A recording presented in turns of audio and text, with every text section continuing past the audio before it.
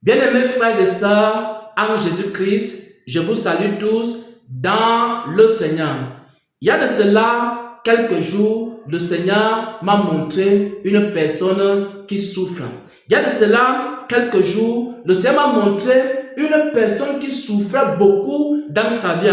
Dans sa vie, il y avait beaucoup de malheur. Dans sa vie, il y avait beaucoup de souffrance. Dans sa vie, tout ce qu'elle faisait, rien ne réussissait. Et je posais la question à Dieu de savoir pourquoi il y a tant de blocages dans la vie de cette personne.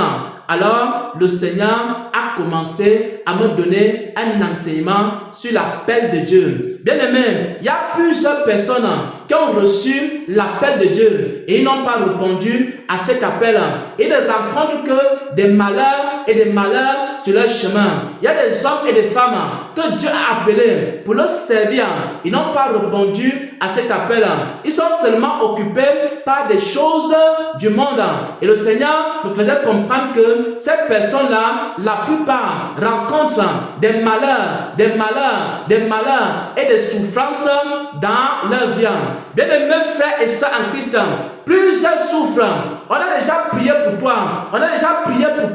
On t'a déjà imposé les mains. Tu es allé d'église en église. On a déjà chassé les malédictions dans ta vie.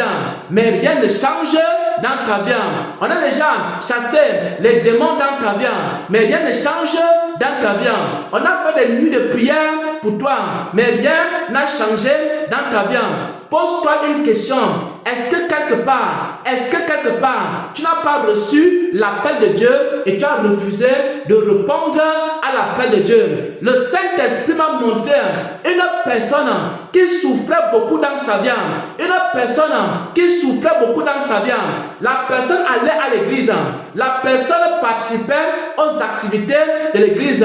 Mais dans la vie de la personne, il y avait l'appel de Dieu. Et la personne n'a jamais répondu à l'appel de Dieu. À cause de cela, la personne souffrait.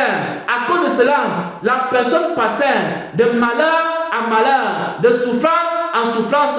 Bien aimé, il y a certaines souffrances qui sont liées au fait que tu as commis un péché et tu es attaqué par les forces du mal. Il y a certaines souffrances qui sont liées à la désobéissance, mais il y a aussi des souffrances qui sont liées au fait que les gens ont refusé l'appel de Dieu. Voilà ce que le Seigneur m'a montré.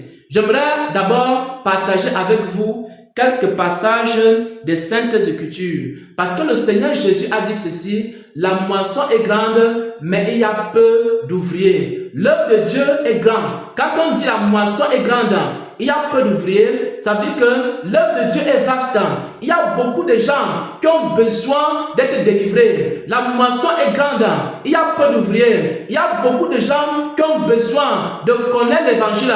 La moisson est grande, il y a peu d'ouvriers. Il y a beaucoup de gens qui ont besoin de recevoir la parole, d'être enseignés dans la parole de Dieu. La moisson est grande, il y a peu d'ouvriers. Il y a plusieurs personnes qui ont besoin d'être délivrées des oppressions sataniques et démoniaques. Il faut quoi? Des serviteurs. Et pour que les serviteurs puissent opérer, ils doivent d'abord répondre à l'appel de Dieu. Et le Seigneur me faisait comprendre que si quelqu'un ne répond pas à l'appel de Dieu, alors la personne peut rencontrer des malheurs sur son chemin. Si tu refuses de faire les choses de Dieu, Dieu ne te soutiendra pas dans ton commerce. Si tu refuses de faire les choses de Dieu, il ne va pas te soutenir dans ta carrière professionnelle. Il y a des gens qui ont préféré seulement regarder à leur carrière professionnelle. Ils ont abandonné l'œuvre de Dieu. Ils ont refusé de répondre à l'appel de Dieu pour sauver leur carrière professionnelle.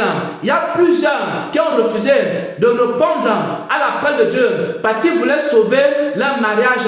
Il y a plusieurs qui ont refusé de répondre à l'appel de Dieu parce qu'ils voulaient sauver leur réputation.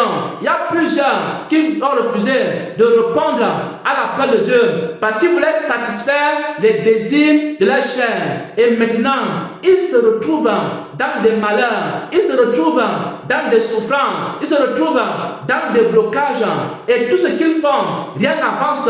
Tout ce qu'ils font, rien ne réussit. Alors, pose-toi la question, est-ce qu'il y a un appel de Dieu dans ta vie et tu n'as pas répondu?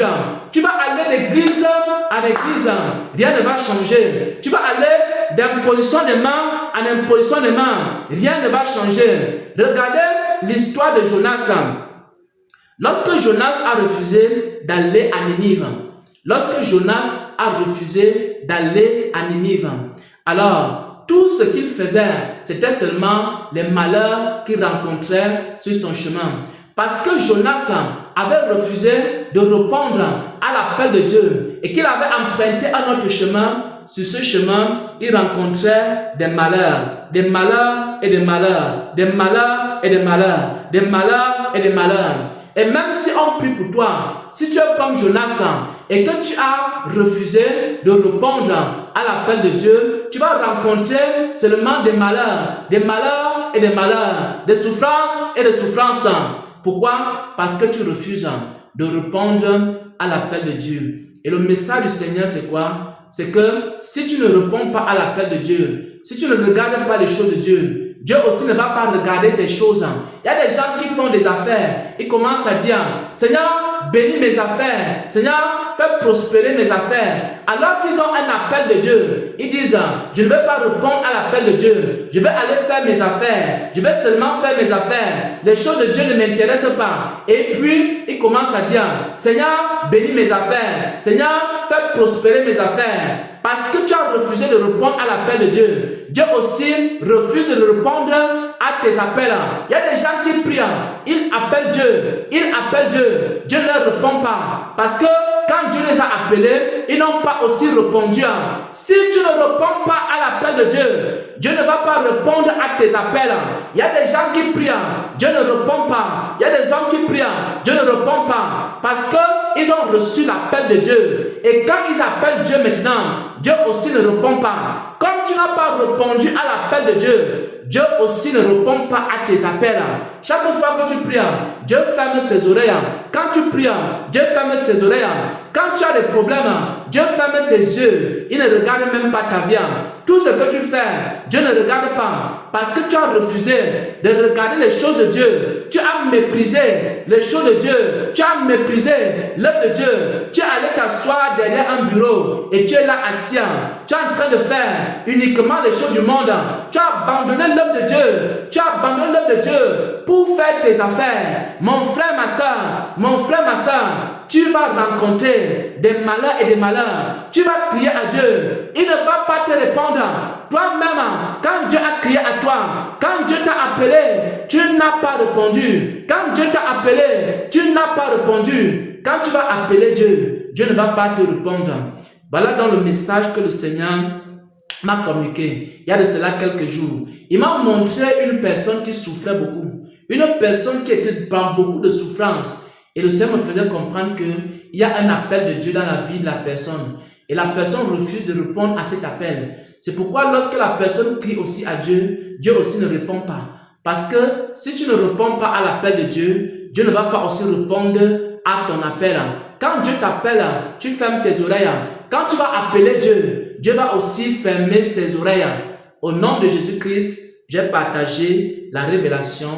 Amen, amen, amen.